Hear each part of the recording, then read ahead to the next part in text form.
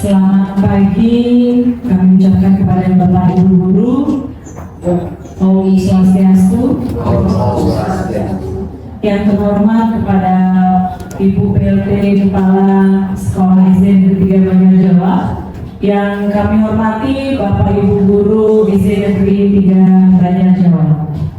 Om Swastiastu, Assalamualaikum warahmatullahi wabarakatuh. Salam sejahtera untuk kita semua. Rahayu. Pada hari ini kami dari calon guru penggerak angkatan 10 SD Negeri 3 Banjar Jawa Kabupaten Buleleng akan mendiseminasikan budaya positif yang merupakan hasil dari pembelajaran modul 1.4 dalam pendidikan guru penggerak angkatan 10.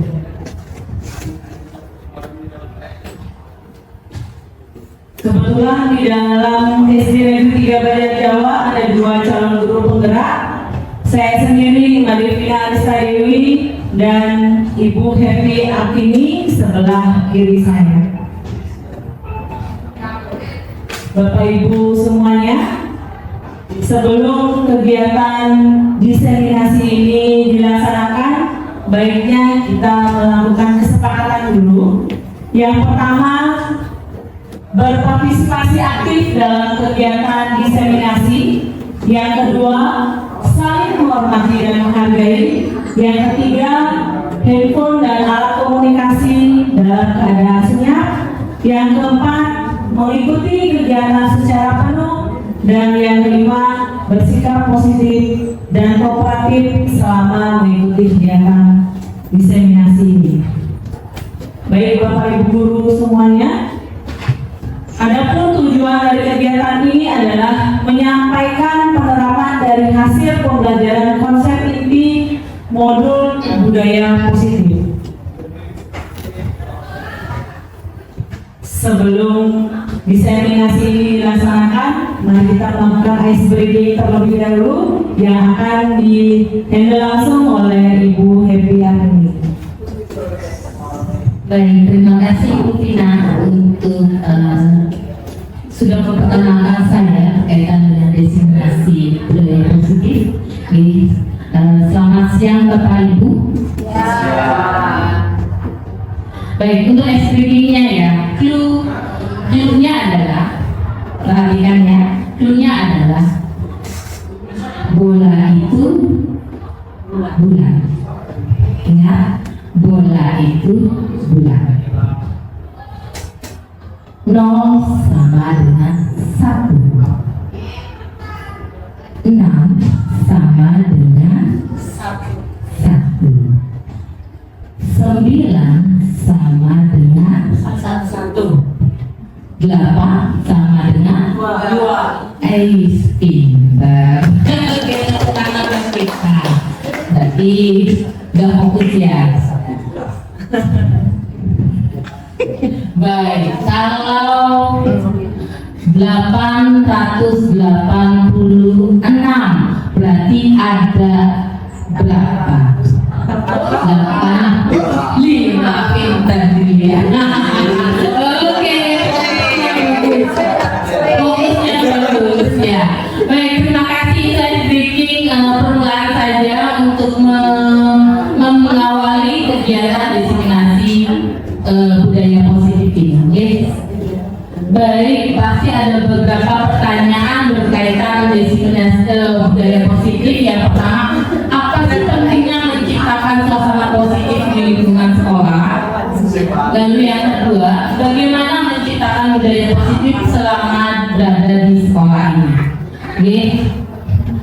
Untuk mengetahui pertanyaan-pertanyaan tersebut, berarti kita harus mempelajari terkait dengan perubahan paradigma belajarnya yang berdasarkan ini William Glasser dalam kontrol teori untuk meluruskan beberapa miskonsepsi tentang kontrol ya. Perubahan paradigma teori kontrol ini ada 4. Yang pertama, ilusi guru mengontrol murid. Lalu ilusi bahwa semua penguatan positif efektif dan bermanfaat. Yang ketiga, ilusi bahwa kritik dan membuat orang merasa besar dapat menguatkan karakter. Dan yang keempat, ilusi bahwa orang dewasa memiliki hak untuk memaksa. Itu menurut paparan dari Dr. William Glasser. Nah, bagaimana seorang bisa berubah dari paradigma stimulus respon kepada pendekatan teori kontrol? Menurut Stephen R. Covey, bila kita ingin membuat kemajuan perlahan, sedikit-sedikit ubahlah sikap atau perilaku Anda. Namun bila kita ingin memperbaiki cara-cara utama kita, maka kita perlu mengubah kerangka aturan kita. Ubahlah bagaimana Anda melihat dunia, bagaimana Anda berpikir tentang manusia. Ubahlah paradigma Anda, skema pemahaman dan penjelasan aspek-aspek tertentu tentang realitas. Nah, ini adalah perubahan paradigma yang sebelumnya mungkin kita sudah memiliki ya, stimulus respon menjadi bagaimana itu menjadi teori kontrol ya. Yang di sebelah kiri mungkin dari kita untuk teori stimulus respon ada realitas kebutuhan itu kita sama. Kita selalu berpikir bahwa anak-anak itu memiliki kebutuhan yang sama. Tapi kita mulai berubah menjadi teori kontrolnya. Realitas kebutuhan anak-anak kita atau kita sendiri itu pasti berbeda. Itu yang pertama. Lalu yang kedua, semua orang melihat hal yang sama. Untuk teori kontrolnya, semua orang memiliki gambaran yang berbeda. Dan yang ketiga, kita mencoba mengubah orang agar berpandangan sama dengan kita. Lalu untuk teori kontrolnya, kita berusaha memahami pandangan orang lain tentang dunia. Demikian juga sampai model berpikirnya kita kan menang atau kalah ya. Namun untuk teori kontrolnya ini modelnya berpikirnya itu menang untuk menang. Ya. Nah, ini ada nilai-nilai kebajikan. Ada 6 nilai kebajikan dalam suatu institusi atau organisasi. Namun salah satu menarik nilai kebajikan yang dipilih untuk menjadi fondasi dari keyakinan sekolah atau keyakinan kelas yang disepakati seluruh warga sekolah ialah profil belajar Pancasila. Kemudian kegiatan-kegiatan apa saja yang dapat dilakukan agar keyakinan-keyakinan tersebut dapat dipahami dan diterapkan seluruh warga sekolah dalam kehidupan mereka sehari-hari. Di sini nilai-nilai kebajikan yang pertama yaitu beriman bertakwa kepada Tuhan yang Maha Esa dan berakhlak mulia. Lalu yang kedua berkebinekaan global. Yang ketiga bergotong royong. Yang keempat mandiri. Yang kelima bernalar kritis dan yang keenam kreatif. Nah, Bapak Ibu, menurut Bapak Ibu apa saja sih kebutuhan dasar manusia? Di sini kebutuhan dasar manusia ada 5G. Jadi apa sih yang dimaksud dengan kebutuhan dasar manusia? Kebutuhan dasar manusia adalah segala sesuatu yang kita lakukan untuk mendapatkan apa yang kita inginkan. Seluruh tindakan yang kita lakukan memiliki tujuan tertentu dan semua usaha yang terbaik yang kita lakukan adalah dalam rangka agar kebutuhan dasar kita terpenuhi dengan baik. Ada 5 di sini, ada bertahan hidup. Lalu 2, yang kedua itu kasih sayang dan rasa diterima. Yang ketiga itu kebebasan, keempat kesenangan, dan yang kelima kepuasan. Nah, Bapak Ibu terlihat pada slide kebutuhan dasar manusia ada bagian-bagiannya. Bertahan hidup berarti ada makanan, pakaian, contohnya di tempat tinggal, keamanan, dan kesehatan. Lalu untuk kasih sayang dan rasa diterima, dipedulikan, berbagi, kerjasama, dan menjadi bagian dalam kelompok. Untuk penguasaan itu ada harga diri, keinginan untuk dianggap, lalu memimpin, berprestasi, diakui, dan didengar. Demikian juga untuk kebebasannya, di sana ada mandiri, memiliki pilihan, mencoba hal baru, dan mampu mengendalikan arah dirinya. Dan yang terakhir yaitu kesenangan, di sana bermain, ada rasa humor, antusias, dan tertawa. Nah, ini adalah motivasi perilaku manusia yang menurut Dian Dawson ya. Yang pertama itu menghindari ketidaknyamanan atau hukuman. Lalu yang kedua, mendapatkan imbalan atau penghargaan. Yang ketiga, menjadi orang yang mereka inginkan dan menghargai diri sendiri dengan nilai-nilai yang mereka percayai. Ini biasanya ya.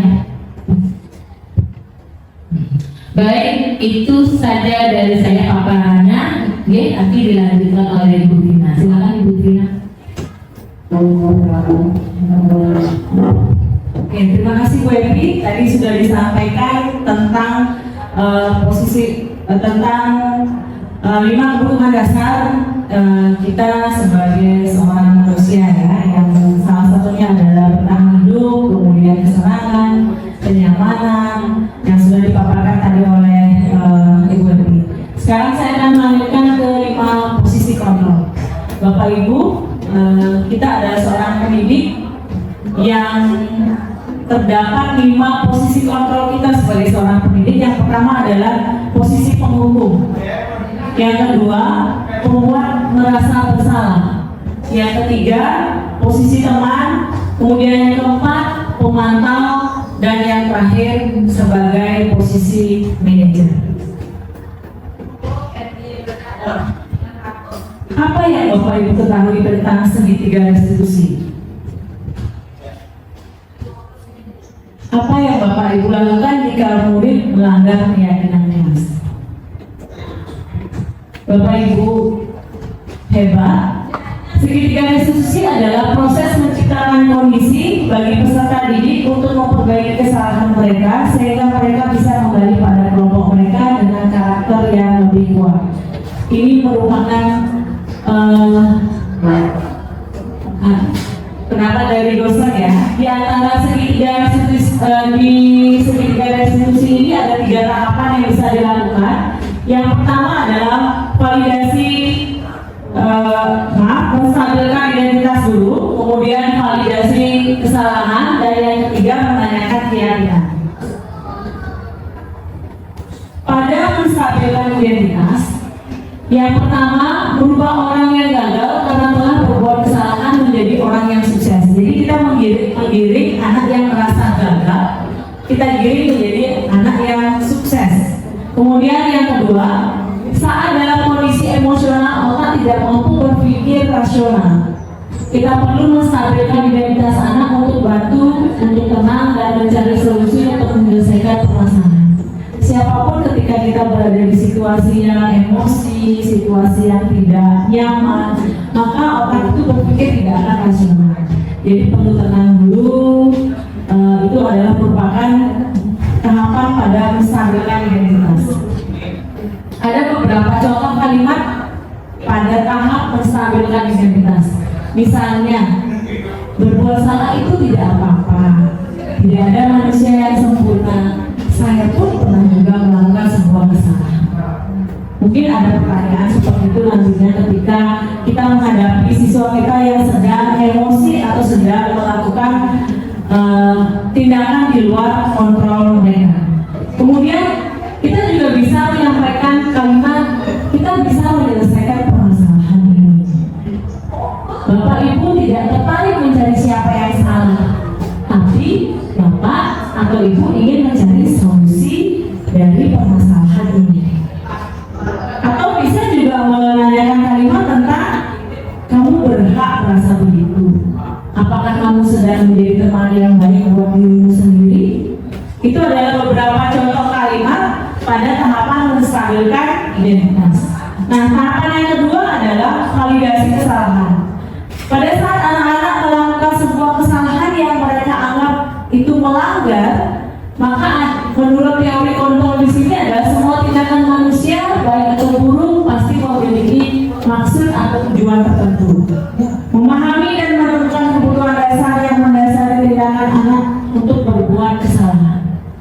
Yang kedua, ketika kita menolak anak yang berbuat salah, dia akan tetap dalam masalah. Yang diperlukan adalah kita memahami alasan melakukan hal tersebut sehingga anak merasa dipahami. Ada beberapa kalimat yang bisa kita berikan kepada anak yang benar-benar saat itu melakukan sebuah kesalahan. Seperti padahal kamu bisa melakukan yang lebih buruk dari ini ya. Kamu pasti punya alasan mengapa melakukan hal itu. Kamu patut bangga pada dirimu sendiri karena kamu telah melindungi sesuatu yang penting buatmu. Dan kamu boleh mempertahankan sikap itu, tapi kamu harus menambahkan sikap yang baru. Jadi ada beberapa kalimat yang bisa dituangkan pada tahap validasi kesalahan. Yang ketiga adalah menanyakan keyakinan. Jadi pada tahap menanyakan keyakinan ini menuntut anak agar dapat berperilaku sesuai dengan nilai-nilai yang dipercaya, serta menjadi pribadi seperti yang mereka inginkan. Ketika murid sudah menemukan gambaran masa depannya, guru dapat menuntut anak tetap fokus pada gambarannya. Yang kedua, melalui segitiga restitusi kita dapat mewujudkan mereka menjadi murid yang merdeka.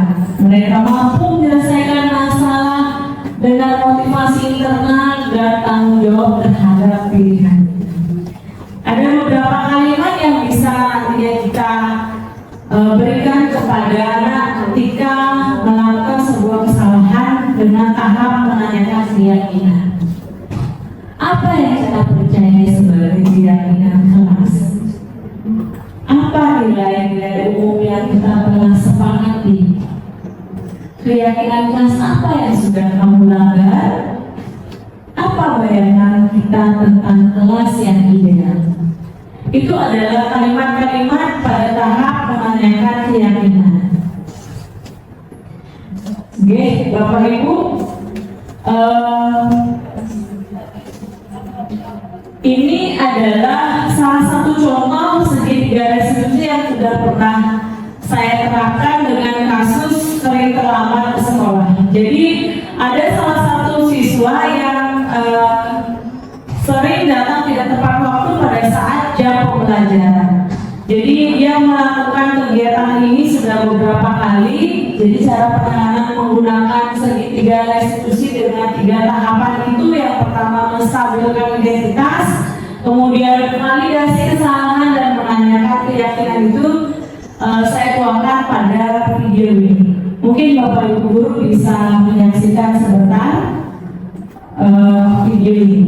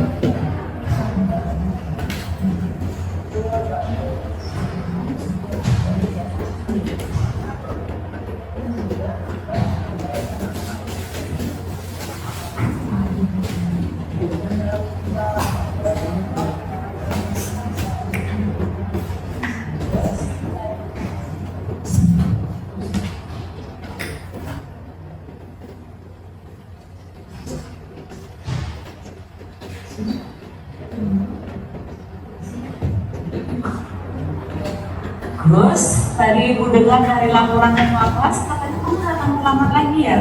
Ya Bu, menurut ingat kamu sudah berapa kali kamu datang melamar? Berapa kali Bu? Sering terlambat itu apakah merupakan kesalahan bukan? Ya Bu, Baik, bagus. Berbuat kesalahan itu manusiawi.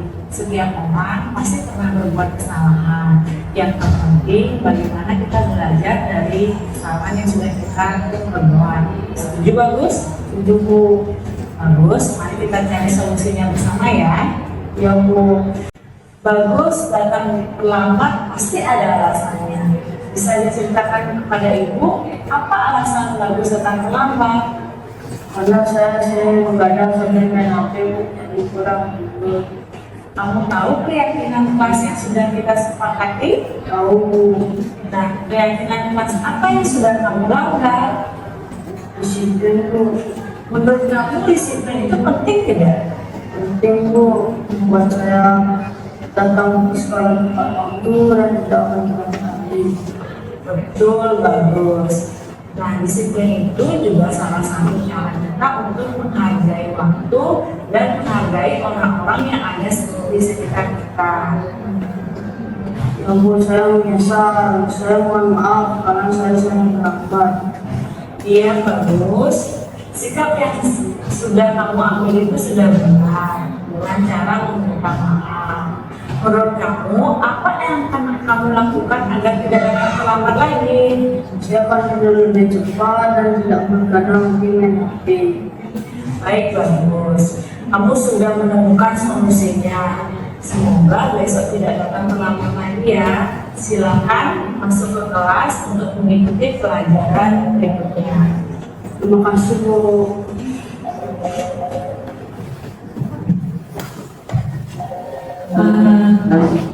Mohon maaf tadi tidak terdengar jelas suaranya sehingga harus keluarkan speaker kembali.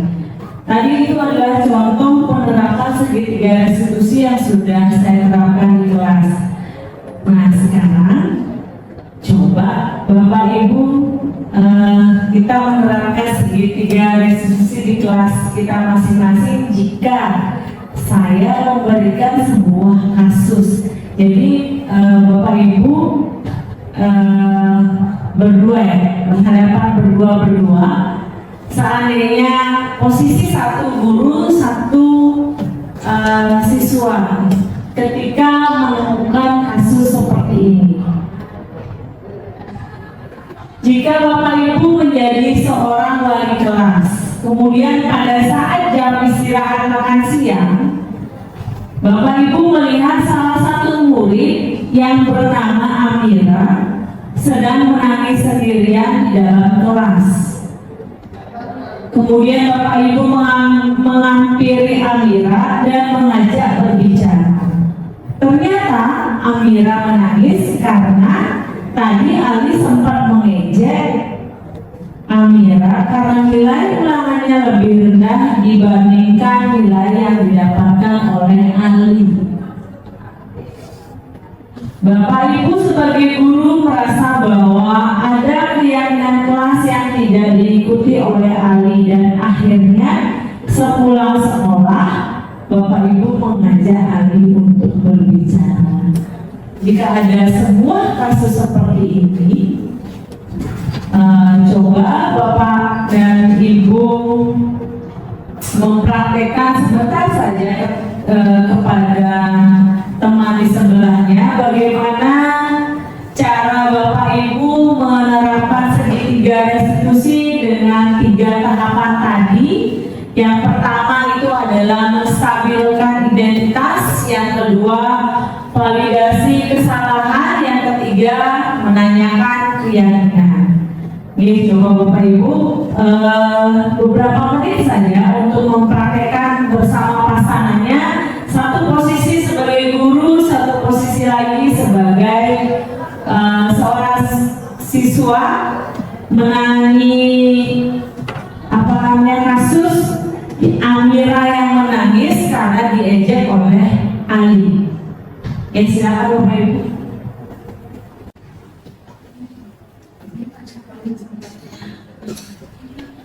Anda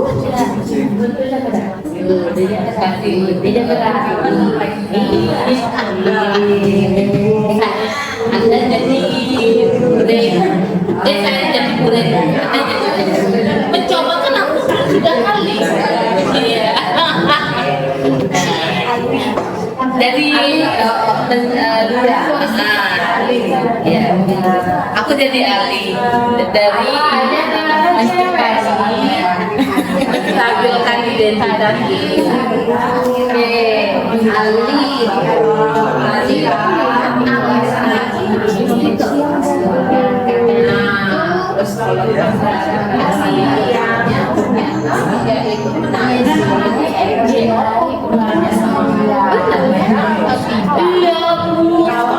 Dia sering ngejek saja.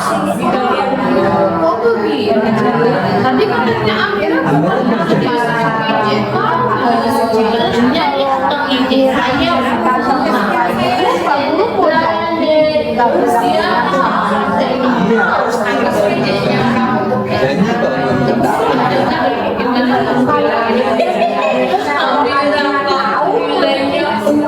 Sedangkan saya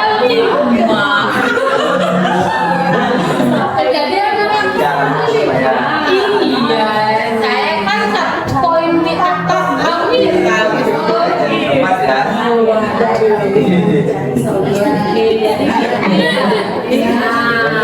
Terus kan Amira tahu kalau kita punya kesepakatan kelas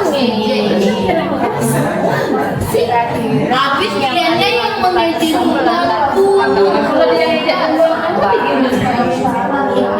ya saya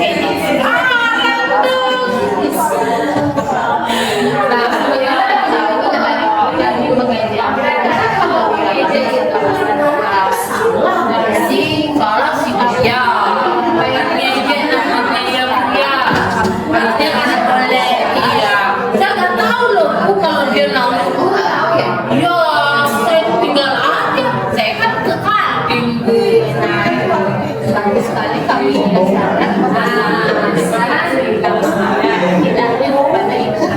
pada Amira langsung pasti bahwa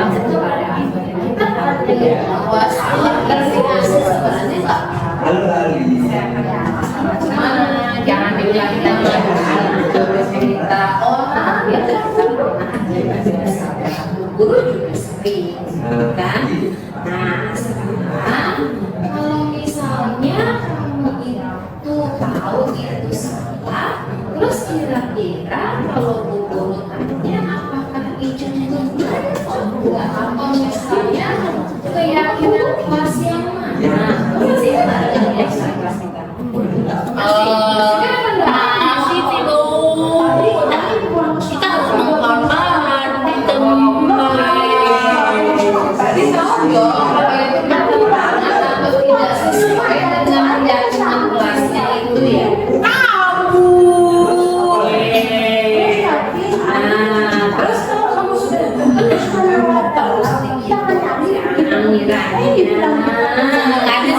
B aja sih B.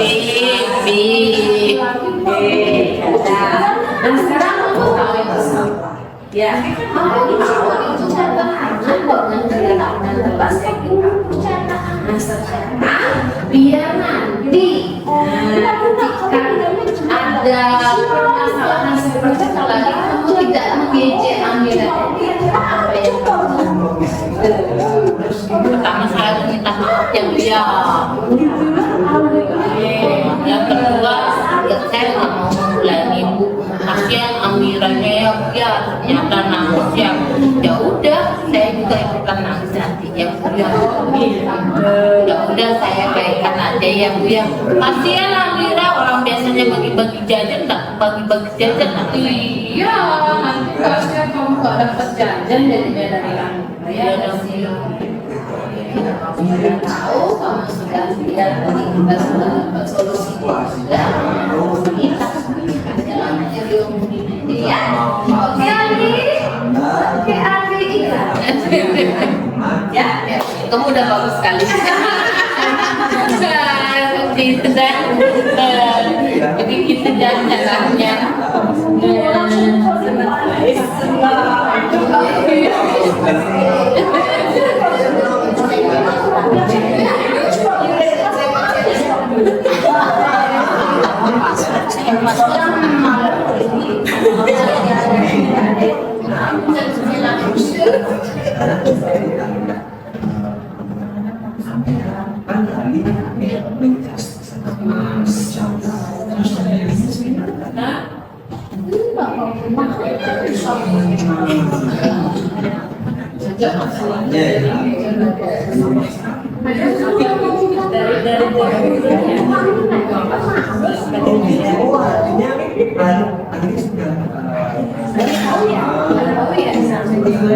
itu bakal terkendang dari saya.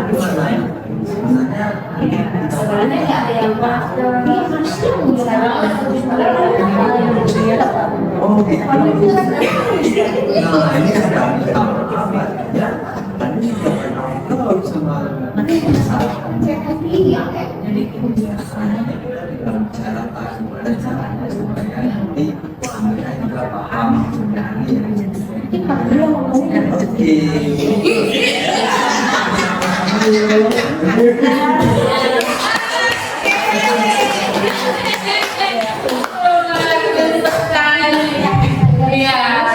nanti bisa dibalik ya. Sekarang kan karena Pak Indra sudah terbiasa. Sekarang dibalik biar jadi guru dari Ali. Nah, gimana kalau pakai gini aja, mic aja ya. Bisa. Sekarang gurunya, sekarang ini Ali jadi guru dari validasi kesalahan. tapi sebenarnya jawabannya masih berbeda. Iya beda. Beda karena alinya beda dia. Iya, karena yang ngomongnya juga beda langsung, ngomongnya tidak murid yang Iya. Sekarang berbalik dan kalau berbalik asal nawas itu kok kasusnya jadi. ya kan coba.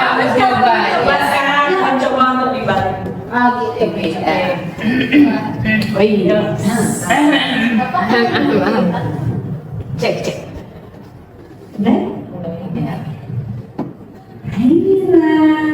Kok Ali bu Ali Langsung kali. Iya, Ali. Iya, Alena ya bu Alena. Situasi awal. Anak di situ dia kerja pakai di situ buka, isi penutup. ya. Oh ya, berarti dari pengantin mau kebanyakan berpoin Langsung ke hidangan inti deh bu.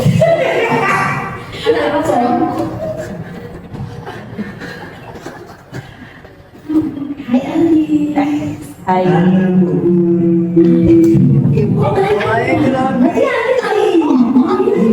Ya, padahal dari kecil bilang berantem terus. Tapi pada saat nggak pernah bosan aja datang. Wah, makasih Bu Guru. Tapi kenapa ya hari ini kok Bu Guru lihat ada sesuatu yang berbeda deh sama Ali. Karena Ali ganteng, tapi Bu Guru ada sesuatu yang berbeda deh sama Ali. Kenapa ya Ali ya? Iya, saya marah. Oh, marah kenapa Ali? Marah sekali. Kasih Ali. Ya, kasih marah. Kalau masih marah, kan dulu marahnya nanti Pak Ali bisa salah lupa. Oke, tahan nafas, tahan. Ya, Oke, sudah nyaman? Ya, sudah. Udah hilang marahnya? Sudah. Oke, kalau sudah hilang marahnya, boleh buku tanya sama Ali. Boleh. Hari ini seperti kata Bu Guru tadi, Bu Guru lihat sesuatu yang berbeda dengan sama Ali. Lalu karena apa? Sepertinya karena Ali sempat marah-marah tadi. Iya, kalau malam kan jadi jelek lagi ya. Ya, Memang Ali marah kenapa tadi? itu marah sama Amira. Kok Amiranya dimarahi? Amira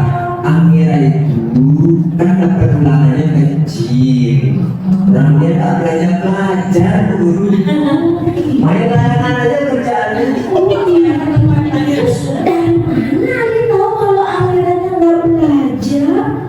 Kan dari layangannya siang hari. Itu bisa jadi malah alirannya belajar. Emang Ali tahu? Kayaknya sih. Itu kalau perasaannya aja. Iya.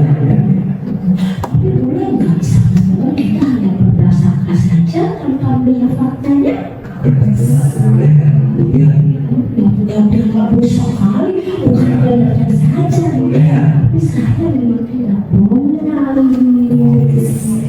Terus kalau yang sudah dilakukan ini memang tadi benar bersama. Salah.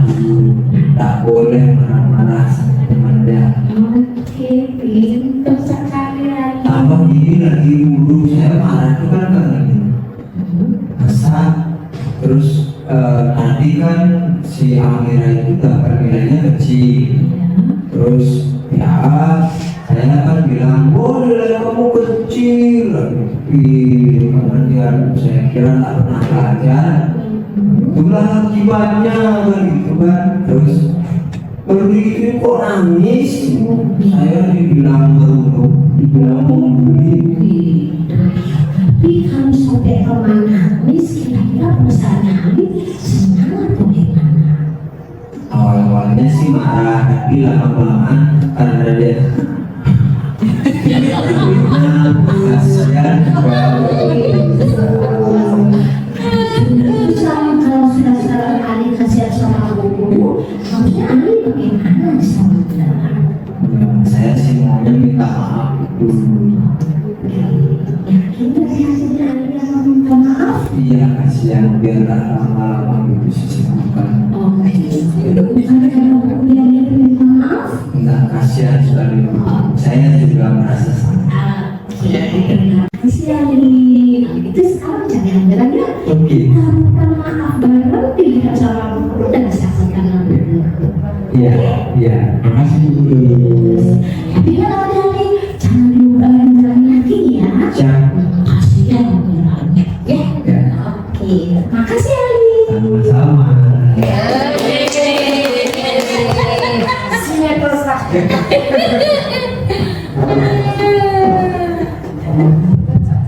Terima kasih Pak Indra dan Bu Gawal beserta ibu-ibu semuanya yang sudah luar biasa sekali ya mempraktikkan segitiga restitusi dalam menangani siswa yang bermasalah. Bagaimana Bapak Ibu rasanya ketika kita benar-benar menerapkan segitiga restitusi ini?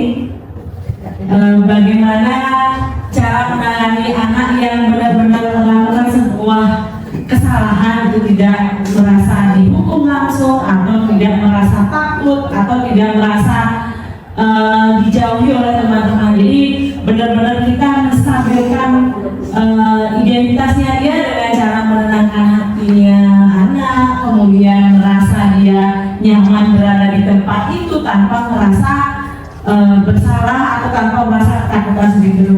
Padahal nyata-nyata sudah melakukan kesalahan. Jadi bagaimana kita menangani anak secara terstruktur tanpa membuat anak itu merasa tidak nyaman. Oke, terima kasih Bapak Ibu. Nah sekarang saya akan berikan beberapa kesempatan kepada Bapak Ibu untuk menyampaikan jika ada hal atau pertanyaan, masukan, umpan balik berkaitan dengan kegiatan destinasi yang sudah saya sendiri dan Bu Happy paparkan tadi. Jika ada pertanyaan, masukan, saran, umpan balik demi kebaikan kami, kebaikan bersama dalam menerapkan budaya positif di sekolah ini, saya berikan waktu kepada Bapak Ibu semuanya.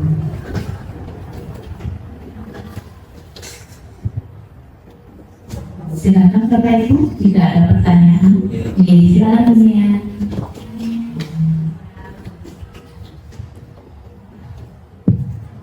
Terima kasih. Mungkin si pertanyaan itu tadi saya ditampilkan 5 posisi kontrol. Nah dari kelima itu yang mana kita harus terapkan sebagai seorang guru di TKI. Oke, terima kasih. Izin Mbak Pian yang menjawab. Bapak Ibu Guru, ini adalah 5 posisi kontrol kita sebagai seorang guru ya. Yang pertama posisi penghukum, pembuat merasa bersalah, teman, pemantau, dan manajer. Sebenarnya masing-masing posisi ini memiliki kelebihan dan kekurangan. Namun yang namanya guru ideal diharapkan yang berposisi sebagai manajer. Bagaimana kita memimpin dalam sebuah pembelajaran, membuat pembelajaran menjadi menyenangkan sehingga anak-anak datang ke sekolah dengan rasa senang, aman, nyaman, tanpa merasa takut, rasa bersalah, atau merasa tidak nyaman. Kalau di posisi penghukum, Bapak Ibu mungkin masih ada beberapa sekolah yang gurunya mungkin masih menerapkan sistem hukum dengan tujuan jika tidak dihukum anak-anak tidak akan menuruti perintah Bapak Ibu gurunya, atau jika tidak dihukum anak-anaknya tidak akan melakukan atau melaksanakan atau mengerjakan tugas atau PR yang diberikan. Jadi dengan rasa hukuman, dengan menghukum itu anak-anak takut dan pastinya akan melaksanakan. Tetapi ternyata posisi penghukum itu sangat berdampak berat kepada anak-anak. Jadi anak-anak takut untuk datang ke sekolah, takut untuk belajar, takut untuk mencoba. Jadi rasa percaya diri anak-anak itu kurang jadinya. Jadi itu dampak negatif yang ditimbulkan oleh posisi penghukum. Yang kedua, membuat merasa bersalah. Jadi ketika pembuat merasa bersalah itu biasanya pada kalimat seperti ini, anak-anak, kalau kalian terlambat terus atau tidak mengerjakan, tidak kasihan sama bu guru. Jadi kita sebagai guru mengatakan bahwa saya merasa bersalah, membuat ibu guru dimarahi akhirnya oleh kepala sekolah dan saya. Jadi ketika seorang anak merasa bersalah, itu pun membuat anak itu menjadi tidak percaya diri juga. Jadi dia merasa salah, jadi merasa ketakutan, akhirnya dia menyendiri dan tidak mau berbaur dengan anak-anak. Jadi terus merasa bersalah nih, nggak berani untuk mengungkapkan sama temannya, tidak berani untuk berbaur dengan teman-temannya, karena dia sudah merasa bersalah membuat gurunya itu dimarahi oleh kepala sekolah misalnya. Jadi itu kurang tepat juga jika kita lakukan dengan posisi pembuat merasa bersalah. Nah, posisi teman juga ternyata ada dampak negatifnya ya Bapak Ibu. Seperti saya yang mengajar di kelas 6, berada pada situasi anak didik saya di masa remaja. Jadi ketika kita memposisikan diri saya guru, kamu murid, maka akan ada jarak. Jadi saya memposisikan diri sebagai teman. Ternyata sebagai teman pun ada dampak negatifnya nih Bapak Ibu. Ternyata ketika kita memposisikan diri sebagai teman, ada rasa ketergantungan pada anak tersebut. Karena kita merasa sama seperti anak-anak pada umumnya, anak itu kan sering berteman nih sama teman-temannya, jadi sering bersama-sama, baik dia ke kantin atau belajar atau yang lainnya. Jadi akan ada rasa ketergantungan di sana. Sama seperti ketika kita sebagai seorang guru memposisikan diri sebagai teman, maka akan anak ada ketergantungan kepada kita. Jadi ketika sudah ketergantungan pasti akan tidak percaya diri untuk berani dia mandiri. Itu kelemahannya.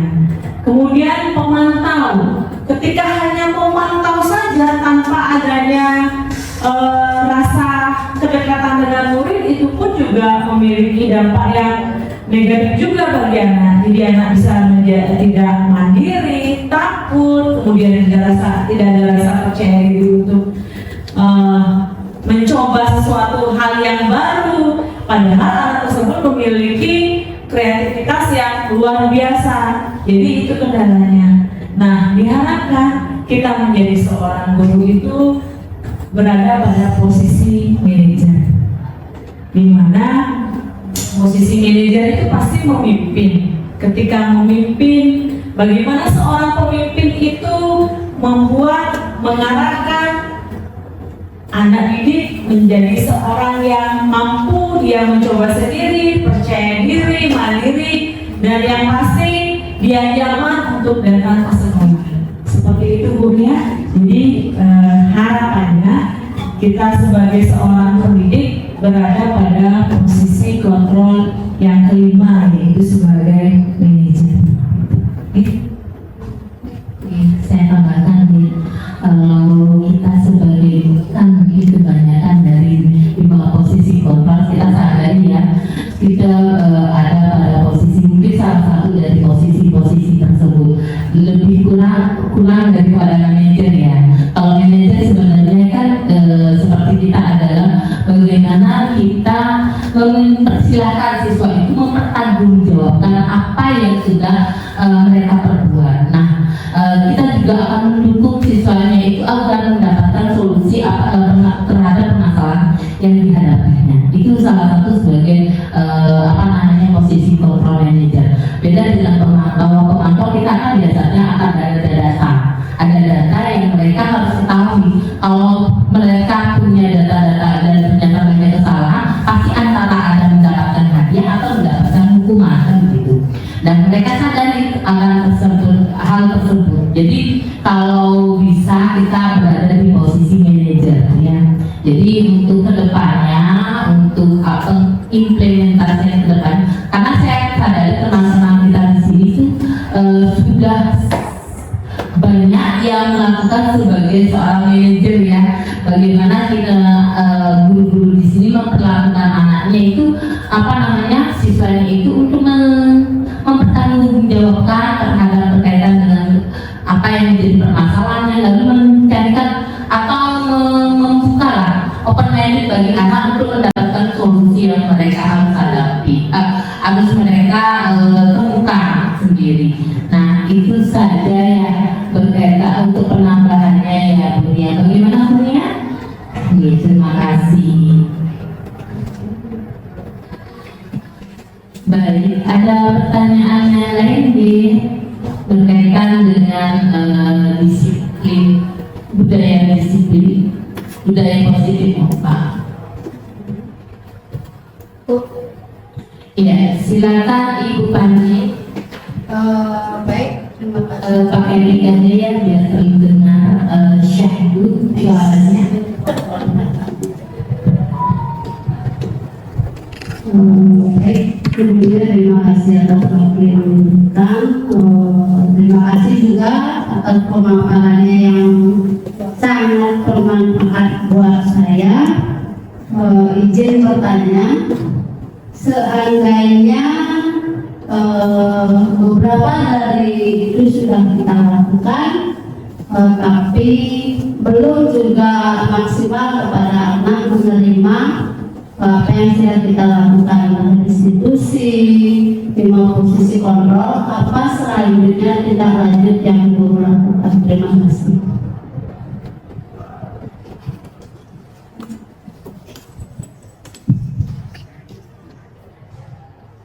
Jika mungkin langsung saya jawab nih adik, jika 5 posisi ini sudah dilakukan gitu, apa tidak lanjutnya gitu ya Bu? Iya, tapi anak kan masih saja ini undang-undang. Oke, Bu Pade, yang namanya kita sebagai seorang guru tidak akan henti-hentinya menuntut anak untuk berada pada kodratnya sesuai dengan minat dan bakatnya. Jadi disinilah kita peran seorang guru tidak akan pernah berhenti sampai kita bisa melihat secara nyata perubahan yang terjadi pada anak tersebut. Nah, sebenarnya kan ketika posisi yang terbaik sudah kita lakukan, dari hal membimbing, mengarahkan. Jadi tindak lanjut berikutnya adalah tetap menuntun anak. Menuntun anak sampai benar-benar kita mungkin ada seseorang anak, 1-2 anak yang terus misalnya memiliki perilaku yang sudah kita lakukan beberapa tindakan yang sudah kita berikan beberapa kali, bimbingan beberapa kali, kemudian posisi kita sudah posisi yang sebagai manajer, kemudian tidak ada perubahan sedikit pun, tapi tetap peran kita sebagai seorang guru adalah menuntun anak. Jadi menuntun, membimbing, mengarahkan, menjadi anak yang lebih baik sesuai dengan minat dan bakat yang mereka punya, sesuai dengan kodrat yang sudah ada, ya, kodrat alam dan kodrat yang mana sih yang sudah kita pelajari itu. Seperti itu Bu Pandey, mungkin Bu Epi bisa menambahkan. Baik, terima kasih untuk pertanyaan yang luar biasa. Bagaimana sih kalau kita sudah melakukan segitiga restitusi terhadap anak, atau kita sebagai memposisikan diri sebagai manajer bagi anak? Tentu memang kita memiliki komitmen dulu ya, akan tetap selalu mendukung anak untuk mencari, untuk mendapatkan jati dirinya, mendapatkan solusinya berkaitan dengan hal tidak. Memang itu menjadi permasalahan, semua pun akan mengalami hal tersebut. Anak ini tidak akan mungkin ya sekali dua kali diberitahukan atau sekali dua kali akan langsung berubah, tidak. Memang kita kita memiliki komitmen bahwa anak itu harus memang perlu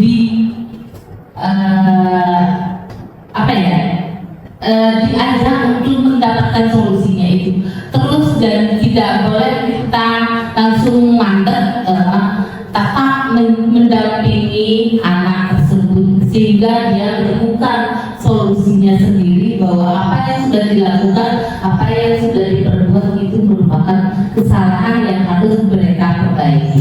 Itu saja nih dari saya. Bisa lanjut ya, bisa dilanjutkan untuk pertanyaan, silakan. Silakan Bapak Ibu jika Anda ingin ditanyakan lagi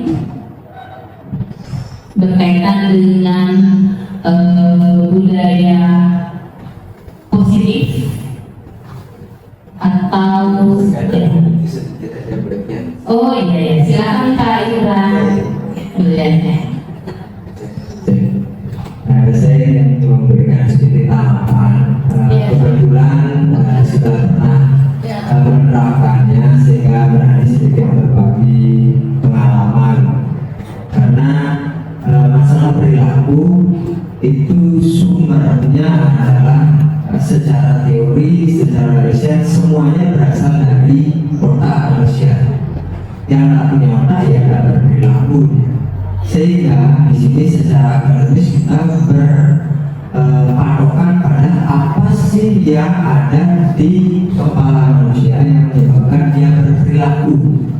Apakah perilakunya menyimpang? Jadi ada seorang ahli, Thomas Likopna itu memetakan asal sumber karakter itu dari 3 hal. 1 dari pengetahuan moral, 2 dari perasaan moral, yang ketiga dari action of wisdom. Jadi 3 hal ini sebenarnya sangat berkaitan dan menjadi landasan teori dari restitusi itu sendiri. Jadi ketika seorang anak itu tidak sudah dilakukan sesuatu pembimbingan, penuntunan, tetapi masih belum terjadi peningkatan yang signifikan, pembiasaan itu memang harus ditingkatkan, pengkondisiannya harus ditingkatkan. Dan yang tidak kalah penting adalah mencari asal muasal kenapa penyimpangan itu terjadi. Itu penting sekali. Kenapa? Misalnya asalnya adalah kemungkinannya dia misalkan anak yang boleh sederhana, misalkan mukul gitu ya. Kita cari tahu dulu dari mana sumbernya dia belajar memukul sembarangan. Apakah dari keluarga, apakah dari temannya, itu dulu kita bisa telusuri dengan baik, karena ini akan berpengaruh kalau kita misalkan berikan restitusi tetapi misalkan belum efektif, kemungkinan faktor yang penyebabnya itu tetap berpengaruh pada perilaku anak, mempengaruhi perasaannya, mempengaruhi perasaan atau pengetahuan moralnya dia, sehingga mindsetnya meskipun diberikan restitusi tetapi hal lain itu masih menjadi penyebab dia terpengaruh, maka ini juga perlu diatasi. Karena pada beberapa kasus misalnya kita di pendidikan formal di sekolah hanya bisa melakukan upaya dalam misalnya 6-8 jam, tetapi keadaan di rumah itu juga banyak berpengaruh, sehingga ini akan sangat mempengaruhi bagaimana dia berperilaku. Sehingga dengan itu juga dibarengi dengan restitusi, budaya yang positif yang baik, maka kemungkinan akan lebih berhasil. Itu saja yang bisa saya tambahkan. Terima kasih Pak Iqbal, masukannya sangat luar biasa sekali ya, sangat bermanfaat dan menginspirasi kita bagi kita sebagai seorang pendidik di kelas ya, karena terkadang yang kita hadapi di kelas itu sangat bervariasi. Terkadang menguji perasaan kita, menguji kesabaran kita, menguji benar-benar rasa emosi kita. Jadi dari sana kita juga banyak belajar, dari sana juga kita banyak mengontrol diri, kemudian menahan emosi, lebih sabar, lebih dengan rasa itu kita bisa lebih dekat lagi sama anak-anak. Jadi kita tahu apa yang harus kita lakukan, kemudian anak-anak juga tahu apa yang menjadi perilaku yang dianggap keliru bisa diperbaiki kembali. Oke, terima kasih Pak Indra, sangat menginspirasi kami di sini. Nah, jika Bapak Ibu ada lagi yang ingin ditanyakan, kami masih persilakan.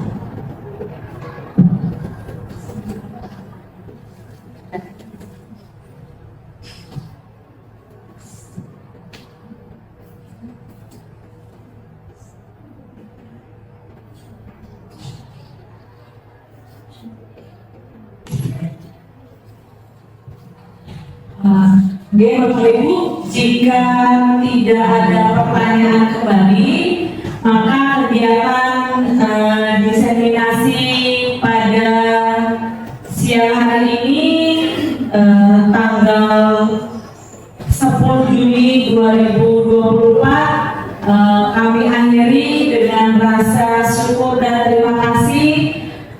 Semoga hasil diseminasi ini dengan penerapan budaya positif bisa kita terapkan di kelas masing-masing dan bisa diterapkan di sekolah SD Negeri 3 Banjar Jawa. Akhir kata, saya mohon maaf yang sebesar-besarnya jika ada kurang nyaman dari segi sikap, perilaku, dan penyampaian materi tadi.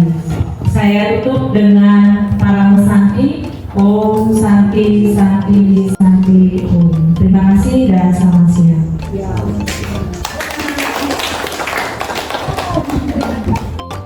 Pribada sakti, pribada sakti, pribada sakti. Terima kasih.